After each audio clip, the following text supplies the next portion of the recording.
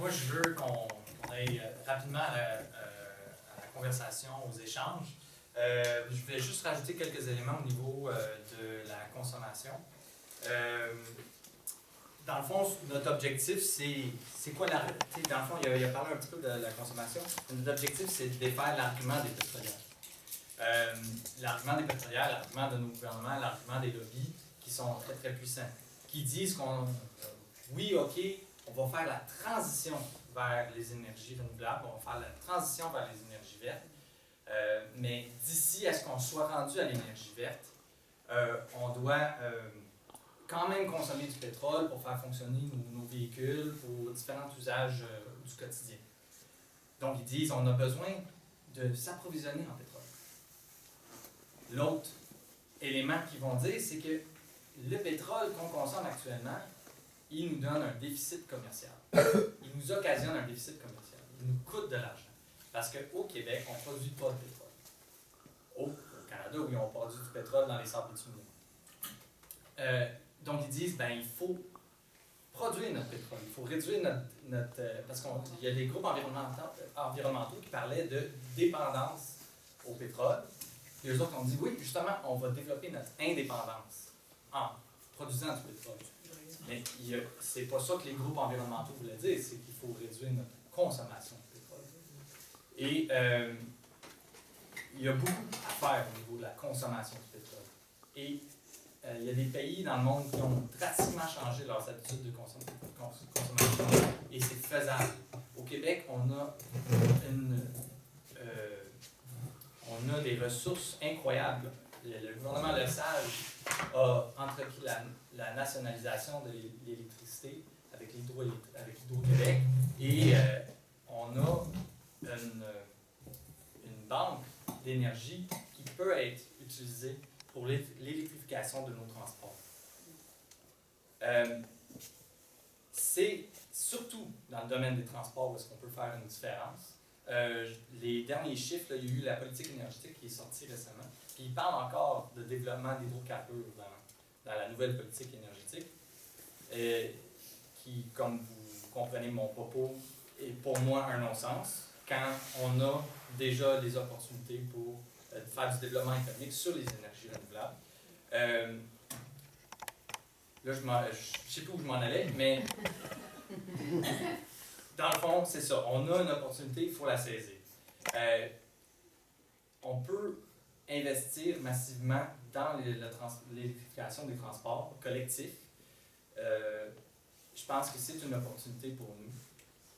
D'autres gouvernements, comme en Norvège, où ils ont investi largement dans les transports collectifs, ça a augmenté. En Californie, encore là, les transporteurs sont obligés d'offrir des véhicules électriques. Il y a aussi à d'autres niveaux où est-ce qu'on peut, il y a des solutions au niveau de l'aménagement du territoire, chose qui est assez négligée par notre gouvernement. Dans la politique énergétique, il y a deux lignes sur l'aménagement du territoire. La façon qu'on développe nos quartiers, la façon qu'on fait de l'étalement urbain. On est plutôt linéaire dans notre développement. On va dire, bon, on met la rue là, on met la rue là, on met la rue là. On ne pense pas au transport collectif. On ne pense pas au solaire passif, qui est une énergie, c'est de l'efficacité énergétique. Mais on pourrait avoir des maisons qui sont autonomes énergétiquement. Là-dessus, j'ai rien vu dans la politique énergétique qui s'en va dans cette direction-là. Il y a d'autres pays qui ont décidé, d'ici telle année, 2017, 2020, ça dépend des pays, les maisons vont être non seulement zéro énergie, mais ils vont produire leur propre énergie qu'ils vont amener sur le réseau. Souvent, on a tendance à voir un problème, puis dire, ça c'est la solution, mettons cette solution de là. Comme on a besoin de pétrole, on va avoir un pipeline qui va nous amener du pétrole. Dans les dossiers environnementaux, c'est rare que c'est une solution. C'est généralement une diversité de solutions. Je pense que c'est important à avoir ça en tête parce que c'est pas juste l'électrification des transports. Si on se met à tout électrifier les transports, puis qu'on n'a pas de besoin des véhicules, on consomme trop d'énergie. Puis c'est un cas au Québec où est-ce qu'on consomme trop d'énergie pour ce qu'on a véritablement besoin. Donc, en gros, c'est ce que je voulais dire. C'est des éléments que je rajoute à ce que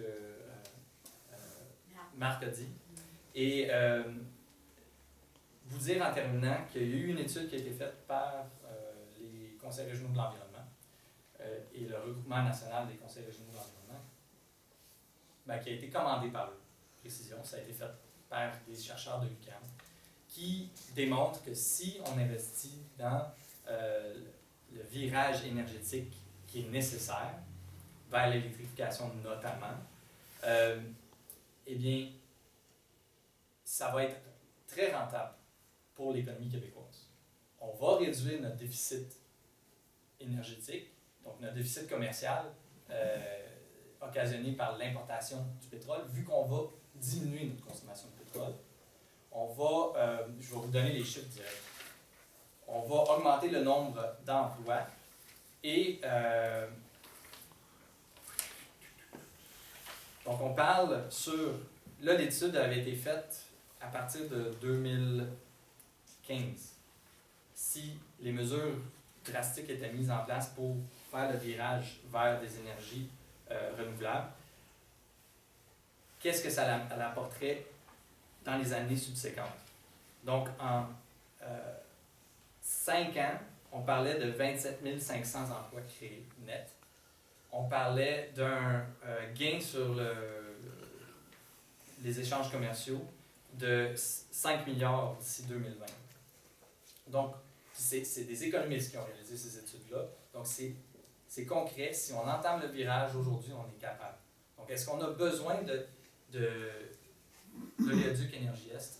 Je ne crois pas. Ce qu'ils nous disent, c'est qu'on a besoin, mais c'est faux. Voilà. S'il y a des questions, ça me fait plaisir. Oui. Moi, je suis complètement contre le passage de l'Oléoduc, mais je me dis, si nous, ici au Québec, on décide, on se lève et on dit non, on ne veut pas de ce pipeline-là qui passe dans notre province, mais que Terre-Neuve, puis l'île du Prince-Édouard, pas l'île du Prince-Édouard, mais Nouvelle-Écosse, Nouveau-Brunswick, tout ça, eux sont d'accord. Comment, est-ce que c'est sur la côte nord qu'ils veulent passer, l'Oléoduc? Je ne suis pas au courant. Ou on passe par le Nouveau-Brunswick? Par le Nouveau-Brunswick, par la rive sud. Mais si nous, on n'est pas d'accord, mais qu'eux sont d'accord, est-ce qu'on a une capacité de contrer quand même le passage de l'Oléoduc? Oui. Il doit passer au Québec. Pardon? Il ne peut que passer au Québec. Et par notre volonté d'arrêter ça, on pourrait empêcher, même si les autres provinces après sont d'accord? Oui. Puis ça, c'est un autre élément aussi. Si jamais je divague, tu me ramènes. Les gouvernements provinciaux, puis surtout le gouvernement du Québec, dit que c'est de compétence fédérale. Ça, c'est pas tout à fait vrai. Quand on vous dit que les pipelines, c'est de compétence fédérale, oui, c'est vrai que le pipeline est de compétence fédérale. Mais l'environnement, c'est une compétence partagée. Et le Québec a juridiction en matière d'environnement. Donc, le pétrole qui coule du pipeline, c'est une compétence provinciale. Donc, c'est un léger mensonge que le gouvernement nous fait passer, exactement. Je pense que vous avez une réponse complémentaire aussi. Oui, j'ai pas tout à fait fini, en fait, juste. Puis, il y a eu d'autres projets de pipeline. Et des projets de pipeline pour sortir vers l'ouest, puis pour sortir vers les États-Unis. Ces 2 projets-là ont été bloqués par la population. Ces mêmes 3 projets-là ont été bloqués par la population. Donc, pourquoi que nous, tout d'un coup, on doit accepter ce projet? On n'est pas obligé. Donc, voilà. Denis, Ouais, pour renchérir ce que tu disais au sujet de la compétence provinciale, il y a un jugement qui a été rendu par la Cour suprême de Colombie-Britannique qui reconnaît la responsabilité des provinces à faire appliquer leurs lois. C'est sur une côte qui est exactement similaire. C'est sur le passage d'un pipeline en Colombie-Britannique. La Cour suprême, c'est curieux de dire la Cour suprême de Colombie-Britannique. Nous autres, on n'a pas ça ici, une Cour supérieure. Nous autres, ça s'appelle la Cour suprême. Là, avec le jugement qui a été rendu, le gouvernement provincial se doit de faire appliquer ses lois, c'est lui qui a compétence. Oui. Juste pour rajouter aussi, c'est qu'il y a au niveau, en termes légal, on peut faire des poursuites aussi pour les générations futures en termes de protection de la santé de notre environnement. Il y a aux États-Unis comme ailleurs, ça a commencé en Europe, mais il y a même des gains qui ont été faits, comme quoi les gouvernements doivent assurer une qualité de vie à leurs citoyens et même des enfants de leurs citoyens. Donc ça, c'est quelque chose qui se développe au niveau international et qui va montrer clairement que tout le monde en tout cas, tout le monde a droit à un environnement sain. Donc, c'est par ce biais-là qu'on va peut-être mettre tout le monde d'accord. Oui. J'ai deux questions. La première, c'est que ça m'a surpris quand M. Marc, tout à l'heure, a dit que le Pékin passerait 600 km au Québec. Le chiffre que j'avais en tête, c'était 1200. Et 648, avant, c'était 714. Ah, bon, ben OK. 1200, c'est la partie, si je ne me trompe pas, c'est la nouvelle portion. Donc, c'est ce qu'ils doivent construire au complet, là, dans les provinces de Québec et les provinces maritimes. Mais est-ce que c'est exact aussi qu'ils font passer du pétrole dans un ancien gazoduc, non? Oui, c'est vrai. Ouais. Ça, c'est pour, à partir du Québec, c'est un nouveau pipeline. Donc, c'est le 1200 jusqu'à Saint-Jean. Avant ça, c'est un ancien gazoduc qu'ils sont en train de transformer. Ah bon. Ça veut-tu dire que toutes les autres provinces ont accepté, notamment Manitoba, Saskatchewan? C'est une bonne question. Non, je pense pas qu'ils ont accepté, mais je pense pas qu'ils ont... C'est difficile, ils n'ont pas une emprise comme nous, on a une emprise. Fait que dans le sens que, vu que c'est un nouveau, nous, il y a tout un processus de consultation. Eux, peut-être aussi, mais comme l'infrastructure est déjà là, c'est déjà à TransCanada, il y a peut-être moins... Mais les petits bouts, là, gaz métro, là, qu'ils peuvent utiliser jusqu'à la fin des temps, on n'a pas d'emprise là-dessus. Autrement dit, vont-tu rafistoler, une ville va vouloir, admettons que le provincial ne se prononce pas, puis une ville dit oui, puis une autre dit non, puis ils contournent, puis ils utilisent un bout de gaz métro, ils vont-tu finir par se rendre où ils veulent? Comprends-tu ce que je veux dire? Oui, je comprends. Le gaz du métro ne voudra pas. Ben, il me semble qu'ils ont un contrat avec eux autres, là, Oui, Ouais. Gaz Métro, ils se sont entendus avec TransCanada, mais on a posé la question à M. Bergeron lors du BAC. M. Bergeron, qui est le président de l'Auduc Énergie Est. Et on lui a dit, écoutez, est-ce que c'est possible que vous contourniez des lots, puis des propriétés, puis des municipalités? Il a répondu, ben là, ça serait difficile, ça coûterait très cher. Et puis, à règle générale, on a un tracé, c'est le tracé optimal, et il ne peut pas changer outre mesure pour ne pas justement comment je pourrais dire, qu'il soit encore beaucoup plus long et qu'il impacte un plus grand nombre de personnes. Mais Denis Coderre qui veut bloquer à Montréal, il a du pouvoir. Il veut pas. Ben, c'est la CRM.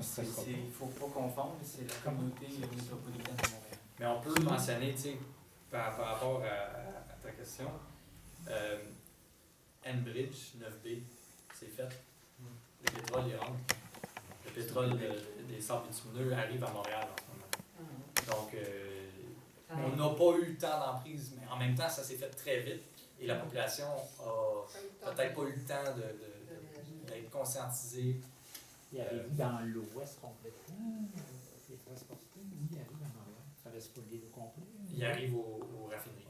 À l'Ennis. Oui. Oui, c'est ça. C'est qu'anciennement, le pétrole allait dans l'autre sens. Fait qu'ils ont inversé le pipeline. Fait que le pipeline était déjà là. J'avais une question.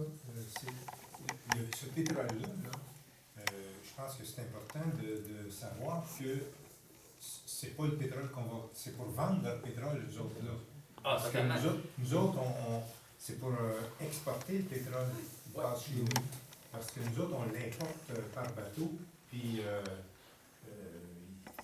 il pourrait continuer par train et tout ça. Si on veut vraiment diminuer la consommation de pétrole, il ne faut pas qu'il y ait ce pétrole-là en plus. Non, puis quand ils disent, ça c'est encore la preuve que c'est un faux argument, qui disent qu'on a besoin de pétrole, donc il faut construire le pipeline pour qu'on ait plus, qu'on ait notre propre pétrole à l'intérieur du Canada. C'est 1,1 million de barils de pétrole qui va sortir par jour. Donc, on s'entend qu'on consomme la moitié, même pas la moitié de ça. Et le Canada lui-même produit 3 fois plus que ce qu'il consomme. Ah oui. Il y avait une question en arrière, oui. Oui, c'est ça. Ce qui passe dans l'oléoduc, c'est du dilbit. Okay? C'est qui est souvent expliqué, c'est un diluant avec du pétrole. Ouais. Moi, j'ai posé la question, là-bas, je vais poser une couple de questions, mais j'ai eu une couple de réponses niaiseuses aussi, là, me prenant pour un effet. Mais j'ai dit, là, ce que vous vendez, c'est ce qui arrive à l'autre bout, c'est un dilbit. Le diluant, vous faites quoi avec? Vous allez le séparer du pétrole?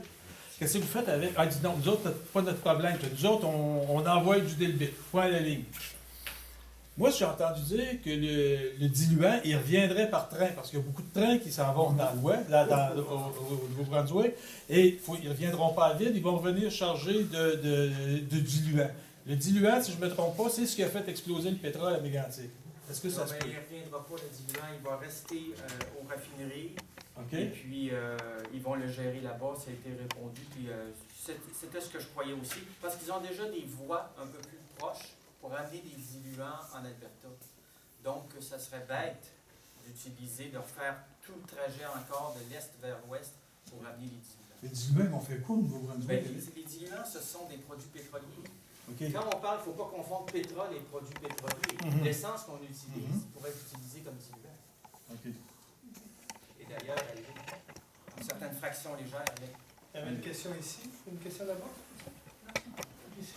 Non, on entend souvent dire comme argument pour l'aéroduc que c'est moins dangereux que par train. Là, c'est sûr qu'on a tout en mémoire le lac Mégantic, mais c'est pas si vrai que ça. Là. Donc, il y a des déversements. Alors ça, c'est difficile dans la population. En tout cas, moi, je regarde beaucoup Radio-Canada, puis les commentaires des gens par rapport aux articles qui sortent sur le place, etc.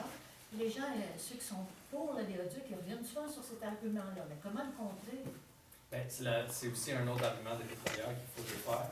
En fait, d'une certaine manière, ça peut paraître vrai parce que les trains, quand il y a un accident, c'est spectaculaire, c'est gros, il y a une explosion.